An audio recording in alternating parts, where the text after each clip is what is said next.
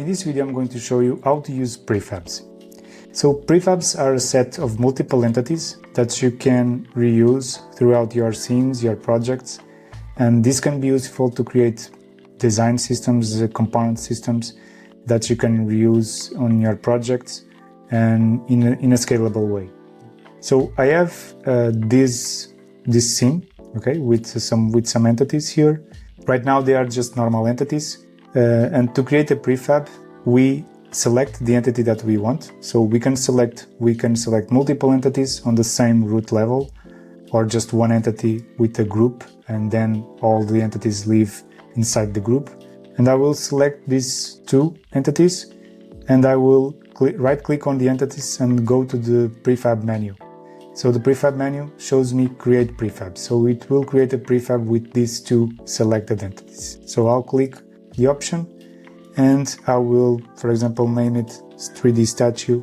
So the prefab is created and automatically the entities on the scene become prefab instances. Okay, so and the prefab lives in this section. Okay, so the prefab now, 3D statue prefab, is living on my prefabs section. Okay, so in my workspace I have default folder, and you can create different folders for your prefabs as well, and you have this prefab created here. So imagine, so if I, for example, delete these entities and drag and drop the prefab from the prefab section, it will create the prefab as well as entities. Okay, one thing to notice is the positions got overridden because I have this option. Okay, so I have the use current transform for prefabs. So if I disable this option and go back, for example, again, delete them and do the drag and drop again, you see that it's not overriding the transforms. Or I can have it turned on depending on your use case. And for example, if I delete this and drag and drop again, just to show you, you see that now the transforms are overridden. How do I know that? With this indicator on the transform property. So it says that this entity was overridden. The transform property was overridden. Okay. So I have two entities in the root, siblings.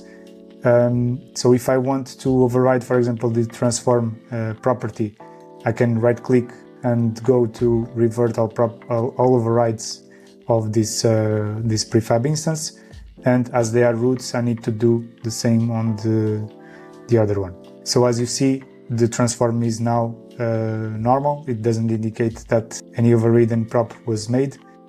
So if I go to other scene and do the same, so I drag and drop the prefab here and I will adjust it. It gets the transforms overridden, of course, and you have the prefab that you can reuse in other scenes as well. So if I want to do, so now I have two prefabs on two scenes. Okay, they are sharing the same prefab, the instances, and now I want to edit, for example, the color of this plane.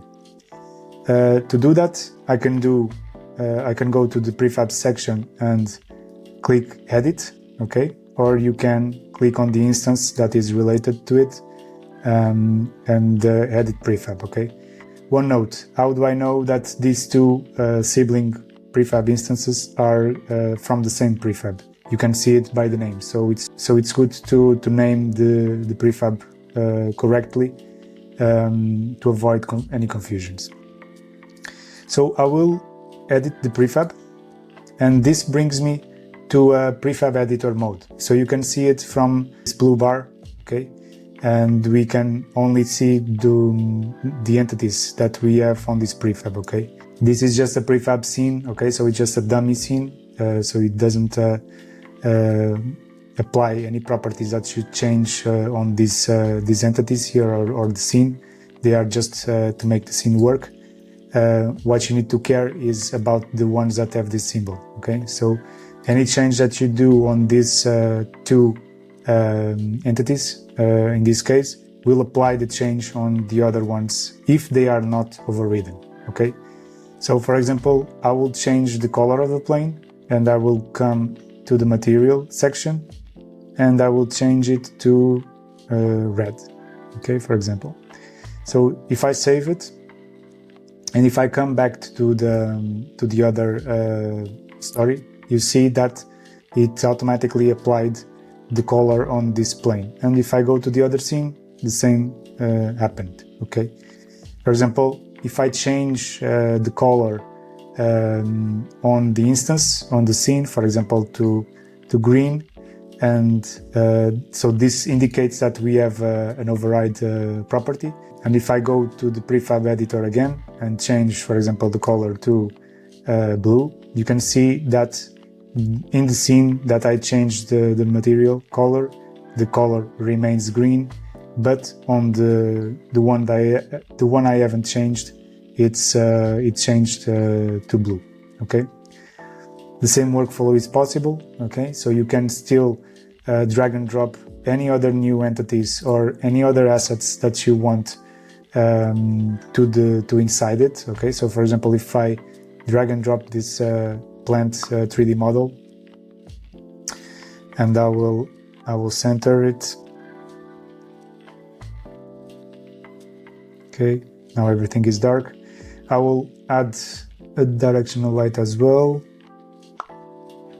And as you can see, the prefab becomes the editing I did here, the prefab becomes with this icon. Okay, so this is the important part. Okay,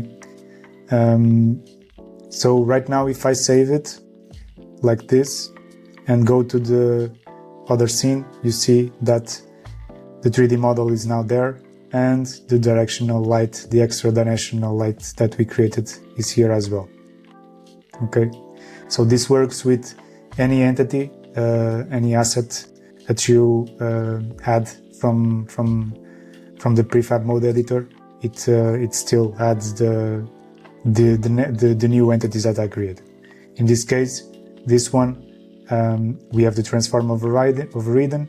That's why the plant it's different. It's in a different position, but I can override the properties, and you can see that now it's back to the original one again. If you go to the prefab section as well, you have this public tab, okay, where we have already some default prefabs for you, okay. As I said, this works with any type of entity, and we created, for example, UIs for you as well, like buttons with different colors, different variations, and this is also useful to create your experiences. So you just need to drag and drop, and you have a ready to use prefab, and you have multiple different prefabs, okay, that you can use throughout your experience. Okay.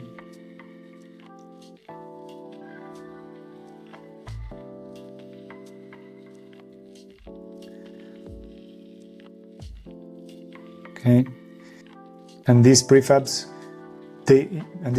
you cannot change them, you cannot edit them here, but you can create prefabs from them, because the public prefabs, they create normal entities. They don't create prefab instances because they are not on your workspace. Okay, so the same applies. If I create a prefab from this button, and I edit this prefab, I will center it, for example, and no, I won't center it because I want the same position. But if I go to the properties, I can change it to black, or go to the over part. So on the over state, it's can be like this. Okay, and you see that the button now is changed. So the prefab editing flow, it's very easy to use. Okay, and then as I created a new prefab from this button, I can reuse it on the same part. Okay, this is 2D, but it can be on the screen. Okay, so anything it's possible to create with this instance, with this prefab. Okay, and you can create prefabs from other prefabs, so it's really flexible to use. Okay, so for example, I want to create a prefab where I join all of these ones plus the button, for example, the button which lives inside the screen. So you can see the possibilities of this, that you can create 3D entities, and you can create 2D UIs as well as prefabs, and they can be joined together or they can be isolated. It's up to you. Okay, so I can create a prefab from this one. And for example, if I create a new scene, and I drag and drop the prefab, and you can see that it dragged the whole, all the entities on 3D, but also placed correctly the button on the screen as well. It works out of the box for almost everything, except scenes. Okay, so except scene properties here. You cannot do prefabs from scenes, for example. All right, so I guess that's it. I hope this was useful for you, and see you on the next